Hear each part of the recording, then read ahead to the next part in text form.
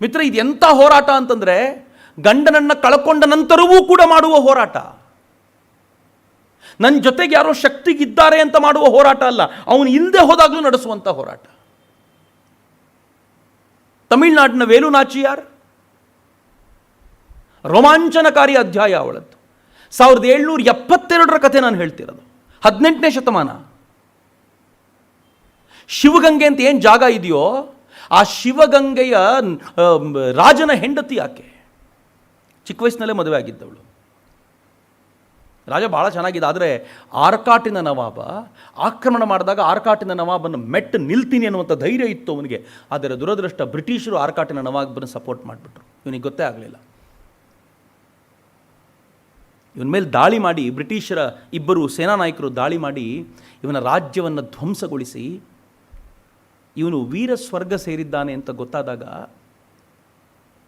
ರಾಣಿ ಕೈಯಲ್ಲೊಂದು ಪುಟ್ಟ ಮಗು, ಆ ಪುಟ್ಟ ಮಗು ವೆಲ್ಲಾಚಿಯನ್ನು ಹಿಡ್ಕೊಂಡು ರಾಣಿಗೆ ಮಾಡ್ಬೋದಾಗಿರೋದು ಒಂದೇ ಒಂದು ಕೆಲಸ, ಶರಣಾಗತಳಾಗಿ ನನಗೊಂದಷ್ಟು ಪೆನ್ಷನ್ ಕೊಟ್ಬಿಡಿ, ನಾನು ನನ್ನ ಮಗು ನೋಡ್ಕೊಂಡು ಹಾಯಾಗಿದ್ದುಬಿಡ್ತೀನಿ ಅಂತ. ಆದರೆ ವೇಲು ನಾಚಿಯಾರ್ ಆ ಥರದ ವಂಶಸ್ಥಳ ಅಲ್ವಲ್ಲ. ಅವಳ ಸಾಮರ್ಥ್ಯ ಹೆಂಗಿತ್ತು ಅಂತಂದರೆ, ತನ್ನ ಆಪ್ತರೊಂದಷ್ಟು ನಾನು ಕರ್ಕೊಂಡು ತನ್ನ ಮಗುವನ್ನು ಎದೆಗೆ ಅವಚಿಕೊಂಡು ಆಕೆ ದಿಂಡಿಗಲ್ನ ವಿರೂಪಾಕ್ಷಿ ಅನ್ನುವಂಥ ಹಳ್ಳಿಗೆ ಹೋದ್ಲು. ಅಲ್ಲಿಗೆ ಹೋಗಿ ಗೋಪಾಲ್ ನಾಯಕ್ ಅಂತ ಇದ್ದಂಥ ವ್ಯಕ್ತಿಯನ್ನು ಕೇಳಿಕೊಂಡು ನನಗೊಂದು ಅವಕಾಶ ಮಾಡಿಕೊಡ್ತೀರಾ ಉಳ್ಕೊಳ್ಳಿಕ್ಕೆ ಅಂತ. ಆತ ಒಪ್ಕೊಂಡ, ಗೋಪಾಲ್ ನಾಯಕರು ಒಪ್ಕೊಂಡು ಆಕೆಗೆ ಉಳ್ಕೊಳ್ಳಿಕ್ಕೆ ವ್ಯವಸ್ಥೆ ಮಾಡಿಕೊಟ್ಟ.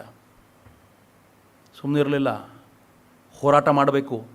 ಆದರೆ ಹೋರಾಟ ಹೇಗಿರಬೇಕು ಅಂತಂದರೆ, ಈ ಬಾರಿ ಹೊಡೆದರೆ ತಾನು ಗೆಲ್ಲಲೇಬೇಕು. ಕೆಲವು ಬಾರಿ ನಮ್ಗೆ ಹೋರಾಟ ಮಾಡಬೇಕು ಅಂತ ಅನಿಸುತ್ತೆ. ಹೆಂಗೆ ಮಾಡ್ತೀವಿ ಅಂತಂದರೆ, ನಾವು ತಕ್ಷಣಕ್ಕೆ ರಿಯಾಕ್ಟ್ ಮಾಡಿಬಿಡ್ತೀವಿ, ರಿಯಾಕ್ಟ್ ಮಾಡಿದ್ರೆ ಪರಿಣಾಮಕ್ಕೆ ಸೋತೋಗ್ಬಿಡ್ತೀವಿ. ಆದರೆ ಅವಳು ತಕ್ಷಣಕ್ಕೆ ರಿಯಾಕ್ಟ್ ಮಾಡಲಿಲ್ಲ. ಅವಳು ಹೆಂಗೆ ಕಾದ್ಲು ಅಂತಂದರೆ, ಸಮಯ ನಂದು ಬರೋವರೆಗೂ ಕಾಯ್ತೀನಿ ಅಂತ ಕಾದು ನಿಂತ್ಕೊಂಡ್ಳು.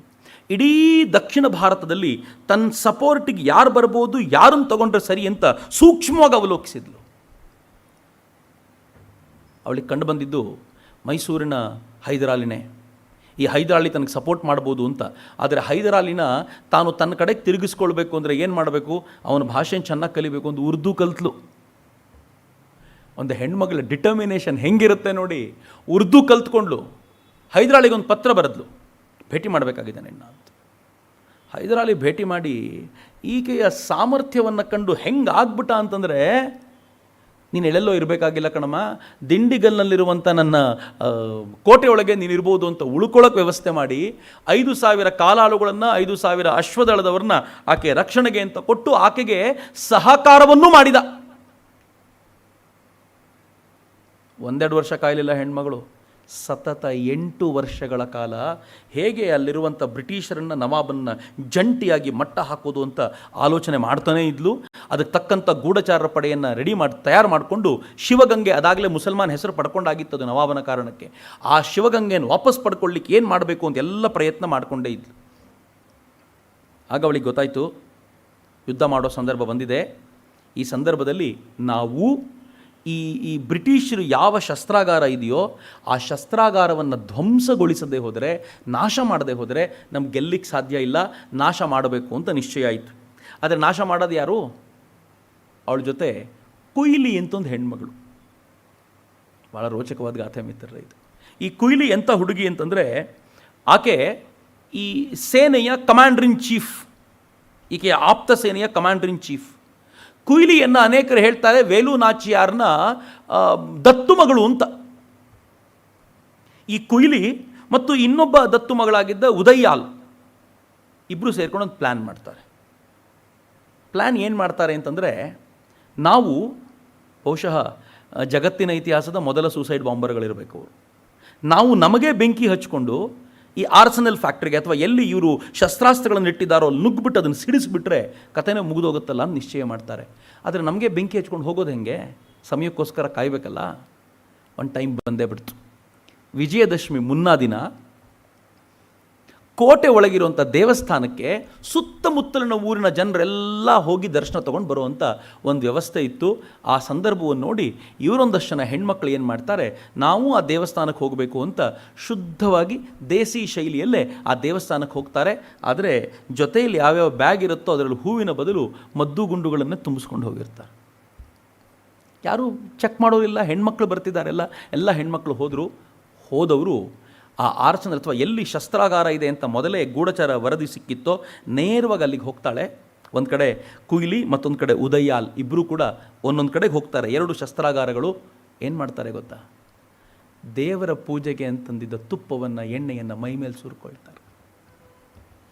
ಮೈಮೇಲೆ ಸುರ್ಕೊಂಡು ಬೆಂಕಿ ಹಚ್ಕೊಂಡು ಉರಿತಾ ಇರುವಂಥ ದೇಹದೊಂದಿಗೆ ಆ ಶಸ್ತ್ರಾಗಾರಗಳ ಸಂಗ್ರಹ ಇರುವ ಜಾಗಕ್ಕೆ ನುಗ್ಗುತ್ತಾರೆ. ಶಸ್ತ್ರಾಗಾರಗಳು ಸಿಡಿದು ಹೋಗ್ತವೆ 2 ಕಡೆ.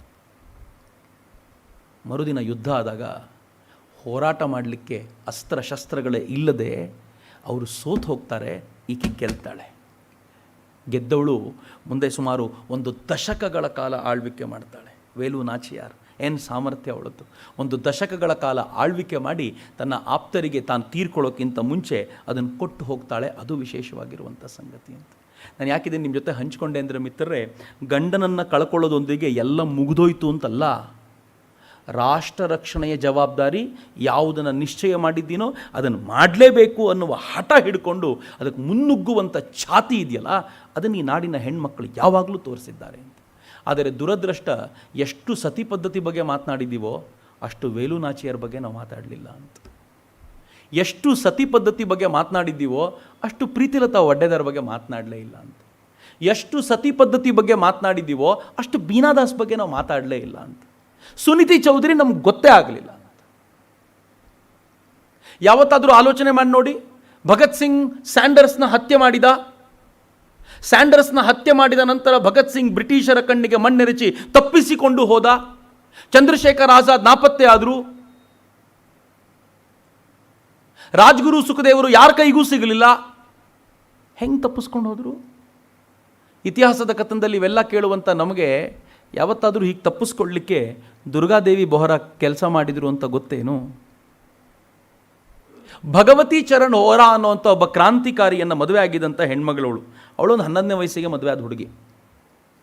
ಭಗವತಿ ಚರಣ್ ವೋಹರಾ ಮತ್ತು ಇವಳು ಭಗವತಿ ಚರಣ್ ವೋಹರಾ ಅಂತೂ ಹಿಂದೂಸ್ತಾನ್ ರಿಪಬ್ಲಿಕನ್ ಆರ್ಮಿಯ ಮೂಲಕ ಭಗತ್ ಸಿಂಗ್ ಚಂದ್ರಶೇಖರ್ ಆಜಾದರ ನಿಕಟವರ್ತಿಯಾಗಿ ಕೆಲಸ ಮಾಡ್ತಿದ್ದವನು. ಇವರ ಕೆಲಸಕ್ಕೆ ಅನುಕೂಲ ಆಗಬೇಕು ಅನ್ನೋ ಕಾರಣಕ್ಕೋಸ್ಕರವೇ ಉತ್ತರ ಪ್ರದೇಶವನ್ನು ಬಿಟ್ಟು ಲಾಹೋರಿಗೆ ಮನೆಯನ್ನು ಶಿಫ್ಟ್ ಮಾಡ್ಕೊಂಡಿದ್ರು ಅವರು. ಸಚ್ಚಿದಾನಂದ್ ಅಂತೂ ಪುಟ್ಟ ಮಗು. ಭಗವತಿ ಚರಣ್ ವೋಹರಾ ಒಂದಿನ ಹೆಂಡತಿ ಹತ್ರ ಬಂದು 5,000 ರೂಪಾಯಿ ಕ್ಯಾಶ್ ಕೊಟ್ಟು, ಅವತ್ತಿನ ದಿನಗಳಲ್ಲಿ 5,000 ದೊಡ್ಡ ಅಮೌಂಟೇ, 5,000 ರೂಪಾಯಿ ಕೊಟ್ಟು, ನಾನು ಕಾಂಗ್ರೆಸ್ ಅಧಿವೇಶನಕ್ಕೆ ಕಲ್ಕತ್ತಾಕ್ಕೆ ಹೋಗ್ತಾ ಇದ್ದೀನಿ, ನಿನಗಿದು ಸಂದರ್ಭಕ್ಕೆ ಬಂದಾಗ ಬೇಕಾಗ್ಬೋದು, ಬಳಸ್ಕೋ ಇದನ್ನು ಅಂತ. ಯಾಕೆ ಅಂತ ಇವಳು ಕೇಳಲಿಲ್ಲ, ಯಾತಕ್ಕೆ ಅಂತ ಅವರು ಹೇಳಲಿಲ್ಲ, ಗೊತ್ತಿರಲಿಲ್ಲ ಏನು ಅಂತ ಹೇಳಿ. ಅಥವಾ ಕ್ರಾಂತಿಕಾರ್ಯದ ನಡೆಸುವಂಥ ಕ್ರಾಂತಿಕಾರಿಗಳು ಹೇಗಿದ್ದರು ಅಂತಂದರೆ, ಯಾವುದು ಯಾಕೆ ಏನು ಅನ್ನುವಂಥ ವಿಚಾರ ಯಾರಿಗೂ ಹೇಳ್ತಿರಲಿಲ್ಲ. ಹೆಂಡತಿಗೂ ಹೇಳಲಿಲ್ಲ. ಅದು ಗಂಡ ಈ ಕಡೆ ಕಲ್ಕತ್ತಾಕ್ಕೆ ಹೋದ. ಅದಾದ ಕೆಲವೇ ದಿನಗಳಲ್ಲಿ ಸ್ಯಾಂಡರ್ಸ್ನ ಹತ್ಯೆ ಆಯಿತು. ಸ್ಯಾಂಡರ್ಸ್ನ ಹತ್ಯೆಯಾದ ತಕ್ಷಣ ಪೊಲೀಸರು ಚುರುಕಾಗಿ ಭಗತ್ ಸಿಂಗ್, ರಾಜ್ಗುರು, ಸುಖದೇವ್, ಚಂದ್ರಶೇಖರ್ ಆಜಾದ್ ಇವನ್ನೆಲ್ಲ ಹಿಡ್ಕೋಬೇಕು ಅಂತ ನಿಶ್ಚಯ ಮಾಡ್ತಿದ್ದಾಗ, ಸ್ಪೆಷಲಿ ಭಗತ್ ಸಿಂಗ್, ಸುಖದೇವ್ ಮತ್ತು ಚಂದ್ರಶೇಖರ್ ಆಜಾದ್ ಇವನ್ನೆಲ್ಲ ಹಿಡಬೇಕು ಅಂತ ನಿಶ್ಚಯ ಮಾಡ್ತಿರುವಾಗ ತಪ್ಪಿಸ್ಕೊಳ್ಳಿಕ್ಕೆ ಯೋಚನೆ ಮಾಡಬೇಕಲ್ಲ. ಆಗ ಭಗತ್ ಮತ್ತು ಅವರೆಲ್ಲ ದುರ್ಗಾ ಭಾಬಿ ಹತ್ರ ಬರ್ತಾರೆ. ಒಂದು ಸಹಾಯ ಮಾಡಬೇಕು ಭಾಬಿ ಅಂತ. ಏನು ಗೊತ್ತೇನು, ನೀವು ಭಗತ್ ಸಿಂಗ್ನ ಹೆಂಡತಿಯಾಗಿ ನಮ್ಮ ಜೊತೆ ಬರಬೇಕು, ನೀವು ತಪ್ಪಿಸ್ಕೊಂಡು ಹೋಗ್ಲಿಕ್ಕೆ ಅನುಕೂಲ ಮಾಡಿಕೊಡಬೇಕು ಅಂತ. ಭಾರತದ ಹಿಂದೂ ಧರ್ಮದ ಚಿಂತನೆಯಲ್ಲಿ ಒಬ್ಬನ ಹೆಂಡತಿಯಾಗಿರೋಳು ಮತ್ತೊಬ್ಬನ ಹೆಂಡತಿಯಂತೆ ಈ ಥರದ ಆ್ಯಕ್ಟ್ ಮಾಡೋದು ಅವತ್ತಿನ ದಿನಗಳಲ್ಲಿ ಹೆಂಗಿದ್ದಿರ್ಬೋದು. ಆದರೆ ಆಕೆ ರಾಷ್ಟ್ರ ಕಾರ್ಯಕ್ಕೋಸ್ಕರ ಒಂದಿನಿತೂ ಮಾತಾಡದೆ ಒಪ್ಕೊಳ್ತಾಳೆ. ಆಗ ಗೊತ್ತಾಗುತ್ತೆ ಆಕೆಗೆ ನನ್ನ ಗಂಡ ಯಾಕೆ ಹಿಂಗೆ ಮಾಡಿರ್ಬೋದು ಅಂತ. ಏನೋ ಅರ್ಜೆಂಟಾಗಿ ತಪ್ಪಿಸ್ಕೊಂಡು ಹೋಗ್ಲಿಕ್ಕೆ ಬೇಕಾಗ್ಬೋದು ಅಂತ ಆತ ದುಡ್ಡು ಕೊಟ್ಟು ಹೋಗಿರ್ಬೋದು. ಆದರೆ ಈ ಥರದ ಘಟನೆ ಅಂತ ಅವನಿಗೂ ಗೊತ್ತಿರಲಿಕ್ಕಿಲ್ಲ. ಟ್ರೈನ್ ಹತ್ರ ಪಾಸ್ ಆಗ್ತಾರಲ್ಲ, ಭಗತ್ ಸಿಂಗ್ ಫುಲ್ ಶೇವ್ ಮಾಡ್ಕೊಂಡಿರುವಂಥ, ಹ್ಯಾಟ್ ಹಾಕ್ಕೊಂಡಿರುವಂಥ, ತನ್ನ ಸ್ವರೂಪವನ್ನೇ ಬದಲಾಯಿಸ್ಕೊಂಡಿರುವಂಥ ಒಬ್ಬ ಅದ್ಭುತವಾದ ಇಂಗ್ಲೀಷ್ ಬಾಬು ಥರ ತಯಾರಾಗ್ಬಿಟ್ರೆ, ಅವನ ಹೆಂಡತಿಯಾಗಿ ದುರ್ಗಾಬಾಬಿ, ಅವನ ಕೈಯಲ್ಲಿ ಒಂದು ಪುಟ್ಟ ಮಗು, ಸೇವಕನಾಗಿ ಸುಖದೇವ್, ಇವರೆಲ್ಲರೂ ಕೂಡ ಅಲ್ಲಿಂದ ತಪ್ಪಿಸ್ಕೊಂಡು ಹೋಗಬೇಕು ಅಂತ ಆಲೋಚನೆ ಮಾಡಿದ್ದಾರೆ. ಚಂದ್ರಶೇಖರ್ ಆಜಾದ್ ಎಂದಿನಂತೆ ಸನ್ಯಾಸಿಯ ವೇಷ ಹಾಕೊಂಡು ಪಾರಾಗ್ಬಿಟ್ರು. ಇವರು 3 ಜನ ಸೇವಕರು ಇಷ್ಟು ಜನ ತಪ್ಪಿಸ್ಕೊಂಡು ಟ್ರೈನ್ ಹತ್ತಿದ್ರು. ಟ್ರೈನ್ ಹತ್ತಿ ಅಲ್ಲಿಂದ ಕಾನ್ಪುರಕ್ಕೆ ಹೋದವರು, ಕಾನ್ಪುರದಿಂದ ಲಕ್ನೋಗೆ ಹೋದರು, ಲಕ್ನೋದಿಂದ ಕಲ್ಕತ್ತಾಕ್ಕೆ ಹೋದರು. ಕಲ್ಕತ್ತಾದಲ್ಲಿ ಭೇಟಿಯಾಯಿತು ಭಗವತಿ ಚರಣ್ ವೋಹರಾ ಮತ್ತು ದುರ್ಗಾಬಾಬಿಗೆ. ಆಗ ಅವನಿಗೆ ಗೊತ್ತಾಯ್ತು ಹಿಂಗೆ ಮಾಡಿದ್ದಾರೆ ಅಂತ. ಆದರೆ ಒಂದಿನಿತೂ ಬೇಸರ ಇಲ್ಲ. ನನ್ನ ಎಲ್ಲ ಸಹೋದರರು ಬಂದ್ರಲ್ಲ ಅನ್ನೋ ಸಂತೋಷವೇ. ಆದರೆ ದುರದೃಷ್ಟ, ತುಂಬ ದಿನಗಳ ಕಾಲ ಇದು ನಡೀಲಿಲ್ಲ. ಮುಂದೆ ಭಗತ್ ಸಿಂಗ್ ಮತ್ತು ಅವನ ಮಿತ್ರರು ಅಸೆಂಬ್ಲಿಯಲ್ಲಿ ಬಾಂಬ್ ಹಾಕಿ ಸಿಕ್ಕಿಬಿದ್ರು. ಅವ್ರ ಮೇಲೆ ವಿಚಾರಣೆ ನಡೀತು. ವಿಚಾರಣೆ ನಡೆದು ಭಗತ್ ಸಿಂಗ್, ರಾಜ್ಗುರು ಮತ್ತು ಸುಖದೇವರಿಗೆ ನೇಣಿಗೇರಿಸಬೇಕು ಅಂತ ನಿಶ್ಚಯ ಆಯಿತು. ನೇಣಿಗೇರಿಸಬೇಕು ಅಂತ ನಿಶ್ಚಯ ಆದಾಗ ದುರ್ಗಾಬಾಬಿ ಲೀಡ್ ರೋಲ್ ತೆಗೆದುಕೊಂಡು ಮನೆ ಮನೆಗೂ ಹೋಗಿ ಭಗತ್ ಸಿಂಗನ್ನು ಬಿಡಿಸ್ಲಿಕ್ಕೋಸ್ಕರ ಸಿಗ್ನೇಚರ್ ಕಲೆಕ್ಟ್ ಮಾಡಿದ್ಲು. ಅವನ ಬಿಡಿಸ್ಲಿಕ್ಕೋಸ್ಕರ ನಡೆಸುವಂಥ ಎಲ್ಲ ಹೋರಾಟಗಳಿಗೆ ಬೇಕಾಗುವ ದುಡ್ಡನ್ನು ಸಂಗ್ರಹ ಮಾಡಿದ್ಲು. ಕೊನೆಗೆ ಮಹಾತ್ಮ ಗಾಂಧೀಜಿಯನ್ನು ಭೇಟಿ ಮಾಡಿ ಭಗತ್ ಸಿಂಗ್ ಅಂತ ಹುಡುಗನನ್ನು ಸಾಯಿಸೋದು ಅಂದರೆ ಏನರ್ಥ ಅಂತ ಪ್ಲೀಡ್ ಮಾಡಿದ್ಲು. ಏಕಾಂಗಿಯಾದ ಹೋರಾಟ.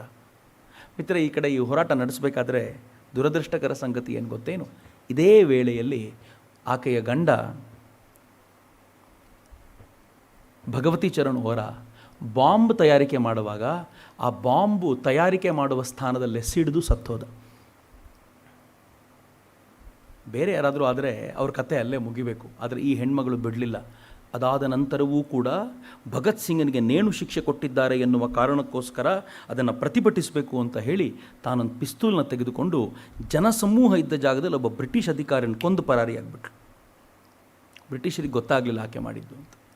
ಆದರೆ ಬೇರೆ ಬೇರೆ ಕಾರಣಗಳಿಗೋಸ್ಕರ ಆಕೆಯನ್ನು ಬಂಧಿಸಿ ಜೈಲಿಗೆ ಕಳಿಸಿದರು. ಜೈಲಿಗೆ ಕಳಿಸಿದ ಹೆಣ್ಮಗಳು ವಾಪಸ್ ಬಂದು ಕೂಡ ತಾನು ಸ್ವಾತಂತ್ರ್ಯದ ಕೆಲಸಕ್ಕೋಸ್ಕರ ಕೆಲಸ ಮಾಡ್ತಾ ಒನ್ ಫೈನ್ ಡೇ ಎಲ್ಲವನ್ನು ಬಿಟ್ಟು ತಾನೇ ಶುರು ಮಾಡಿದ ಒಂದು ಶಾಲೆಗೆ ಟೀಚರಾಗಿ ಹೋಗಿ ಸೈಲೆಂಟ್ ಆಗಿಬಿಟ್ಲು. ಮುಂದೆ ಏನು ಆದ್ಲು ಅಂತ ಯಾರಿಗೂ ಗೊತ್ತೇ ಆಗಲಿಲ್ಲ. ದುರ್ಗಾಬಾಬಿ ಹೇಗೆ ತೀರ್ಕೊಂಡ್ಲು, ಏನಾಯಿತು, ಇತಿಹಾಸದ ಪುಸ್ತಕ ಅದ್ರ ಬಗ್ಗೆ ಮಾತೇ ಆಡಲ್ಲ.